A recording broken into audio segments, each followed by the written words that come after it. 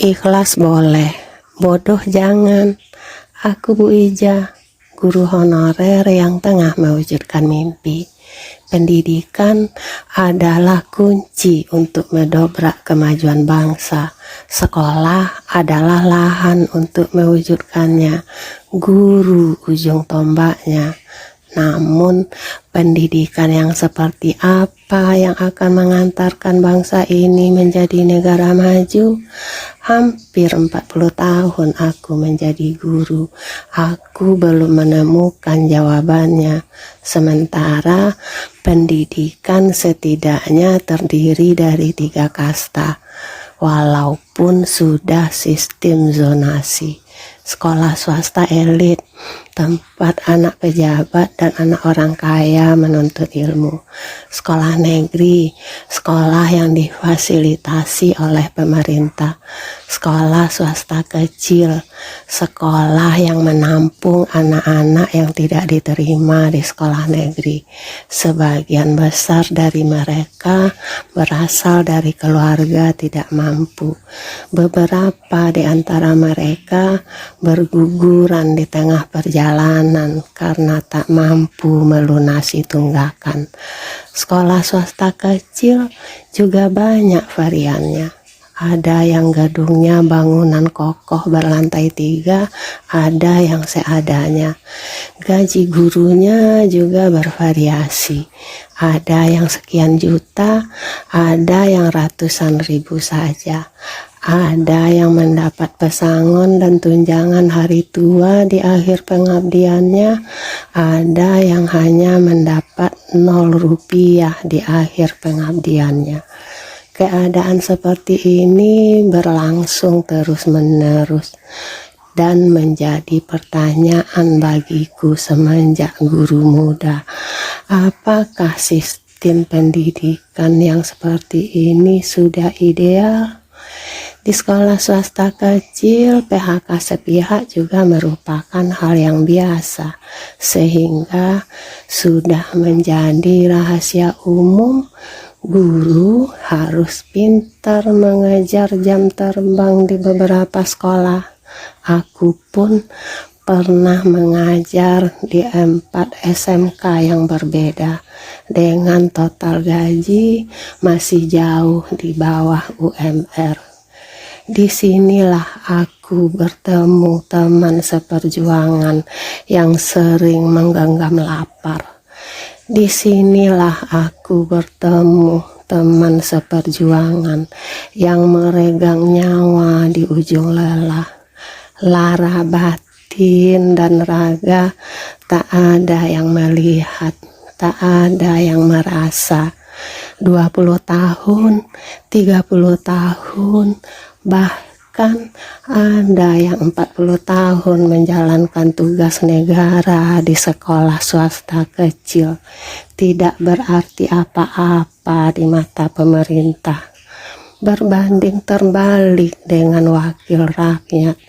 Walau hanya 1 periode, hanya 5 tahun saja, mendapat tunjangan pensiun seumur hidup. Bila meninggal, dapat diturunkan ke istri atau suami dan anak. Haruskah aku diam saja? Terisak tanpa mampu berteriak, terluka tanpa sanggup berkata, tersiksa tanpa mampu melawan. Profesi mulia dibungkus dengan fatwa pahlawan tanpa tanda jasa. Ikhlas rezeki tidak akan tertukar. Ikhlas Tuhan telah menjamin rezeki umatnya. Jiwaku berkata, itu pemikiran selevel anak TK. Ikhlas boleh, bodoh jangan. Guru itu insan intelektual. Berpikirlah secara dewasa. Tapi aku tak cukup ilmu untuk berjuang.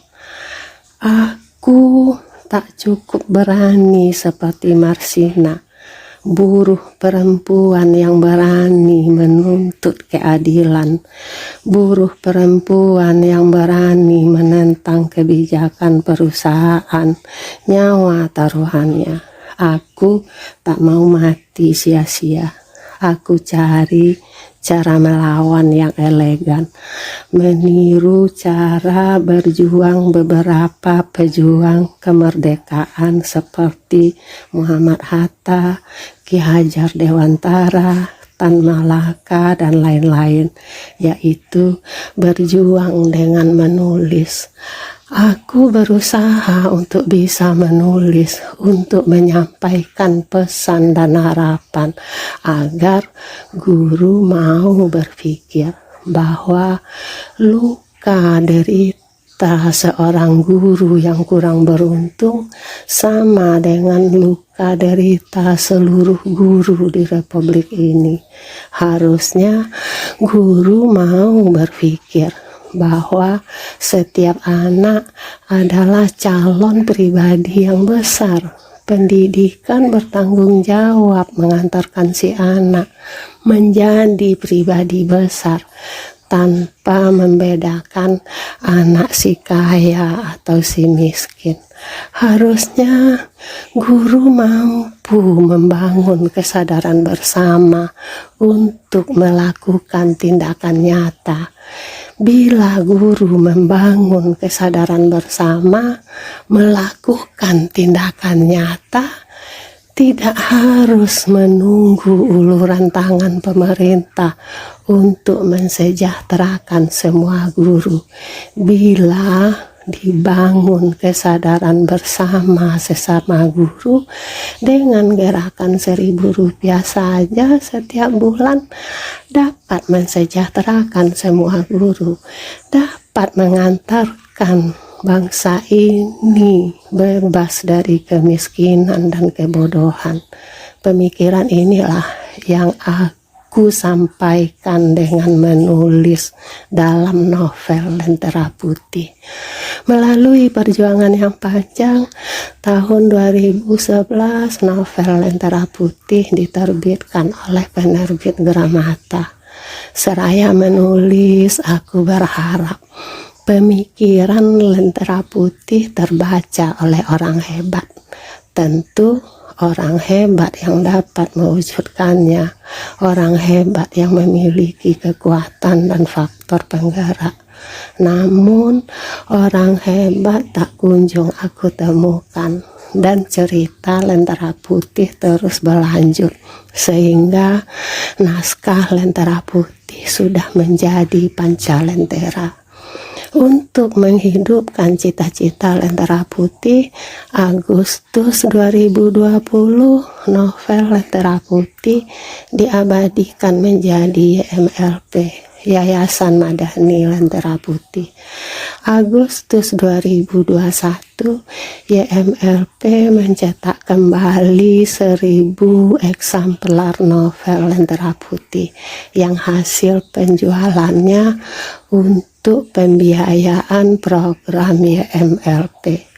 Walaupun kenyataannya novel Lentera Putih sepi pembeli, aku tak akan menyerah. Cahaya Lentera Putih harus tetap dihidupkan. Teman-temanku yang seangkatan dulu, yang sama-sama menjalankan tugas di sekolah swasta kecil, beberapa di antara mereka sudah menghadap Yang Maha Kuasa. Ada yang stroke ringan, juga ada yang diberhentikan karena dianggap sudah pikun. Semoga aku selalu dilimpahi kesehatan agar dapat mewujudkan cita-cita Lentera Putih. Semoga semakin banyak yang membeli novel Lentera Putih agar rumah Lentera yang masih menyelinap dalam novel Lentera Putih dapat dibawa ke alam nyata. Salam Lentera, Bu Ija.